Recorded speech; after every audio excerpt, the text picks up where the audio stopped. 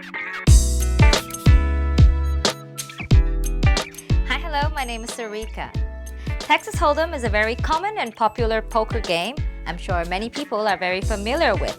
And now there are lots of diversified versions of poker game, such as 6+ Hold'em, and even professional poker players find it very interesting.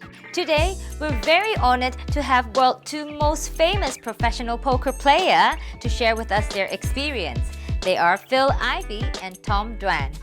Phil, we're very happy to have you, and Tom, of course. So can you guys tell us about how did you start off playing poker? Maybe Phil, you can tell us first? Yeah, well, I first learned about poker. I was 8 years old, and I was in a barber shop, and I went to go use the bathroom, and I went the wrong way, and I found a poker game, and I asked my grandfather what they was doing. They were all sitting around the table playing cards and smoking cigars and everything. He told me they were playing poker. So I asked my grandfather at the time, I said, can you teach me how to play? And he showed me the rules when I was 8 years old. Oh, wow, okay. So when did you start playing professionally? I would say around 20, 21 years old, I started playing professionally, but I played a lot in high school, and I played quite a bit, 17, 18, 19 years old, but I would say I started playing professionally around 21. Okay. So how about Tom? Did you start off playing online first, or how did you get I into... didn't start at 8. I started at I didn't know that story. I was gonna say. I started at 17, right. Playing online, and just played a lot of online. Went off to college about 8 months after I started, and was only in college for a year before failing out to be more accurate. Okay. Big surprise. Okay, so how about you? Do you have any goal, or is there any aim that you want to achieve, like in a short period of time, or is there any aim or goal? When I sit down at the table, I want to get all the chips. Sometimes it doesn't work, so. Okay, so is there any special unforgettable moment or very memorable moments in your poker life?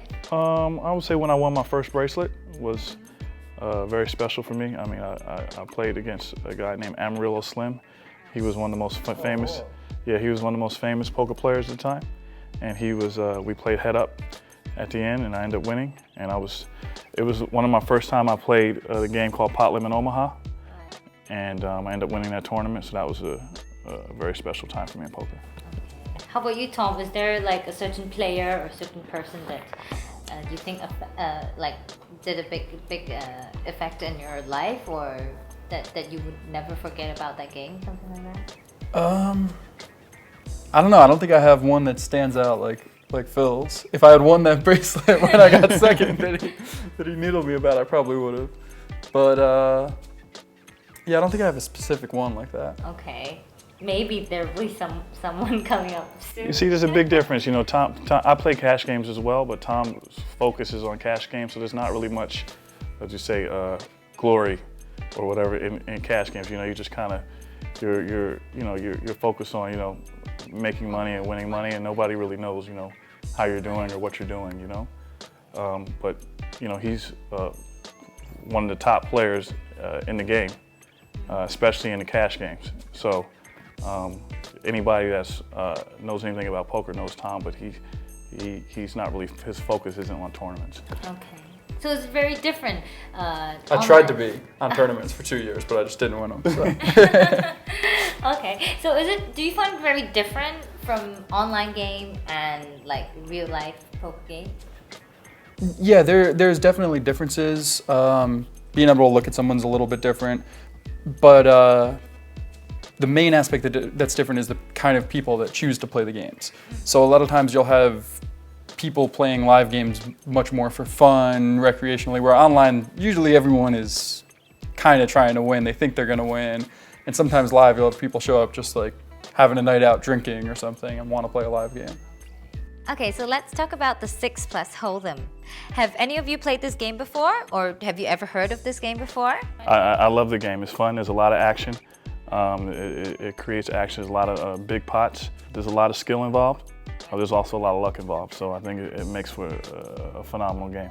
And in 6+, it's a lot closer. So it's kind of everyone needs to be in there gambling more, thinking more, trying to figure out what to do, and they can't just kind of be lazy and be like, oh, I'm gonna wait for good hands, which makes for a less fun game. So there's a featuring rule, which is switching ace to 5. How do you find this rule? If it comes 6, 7, 8, 9, and you have ace king, you have a straight. And basically the 6-up game as a whole is like a little bit more about straights than about flushes, because it's harder to make flushes because there's only 9 cards of a flush. And so that's one of the interesting things about new games is like, oh, you got to figure out, okay, straights are a little more important here. Like Phil was saying, a hand like 9-10 is a little better here than normal, let alone that this game there's a lot more action. So you're thinking about the new ways to play it, and you end up coming to the conclusion, oh, I can't fold. Oh, I got to call again. Oh, I got to raise, you know. So it's fun. Everyone's in a lot of pots, and there's a lot of money in there. A little bit more exciting than playing regular no limit hold'em, because you get to play more hands and there's a lot more luck involved, I think. You know, versus the normal no limit hold'em. So I think it's a lot more exciting for a new player. So Phil, can you tell us, is there any technique or tips that you can share with us while playing 6+ hold'em? Again, it's still poker, you know. So I mean, you have to be patient when you need to be patient and be aggressive when you need to be. Take your time. You also have to realize that there's going to be a lot of swings in short deck poker. So just be prepared and make sure you manage your bankroll so you're able to, if you do lose, you're able to keep playing. What about you, Tom? Is there any trick or tips that you would like to share with us playing 6+ hold'em? You know, in regular hold'em, you don't play deuce 7. That's a thing that most people realize, okay, you don't play hands like that. So there's things like that in this game. Like I said, you know, flushes are worth less, straights are worth more. But I'm still trying to figure out the game myself, and as I'm sure a lot of other people are. You make stronger hands than normal, obviously, because there's less cards in the deck, and also the equities, your percent chance of winning when you have a better hand are going to be, you're going to be a smaller favorite usually than in regular hold'em. So you might be a 2-to-1 favorite as opposed to a 5-to-1 favorite. Right. And that results in people gambling more. Phil Ivey, 6+ hold'em. Be careful, the game's very fast and there's a lot of action, very exciting. So take your time and be smart. I'm Tom Dwan, and I like to play 6-up hold'em. You should too, but be careful.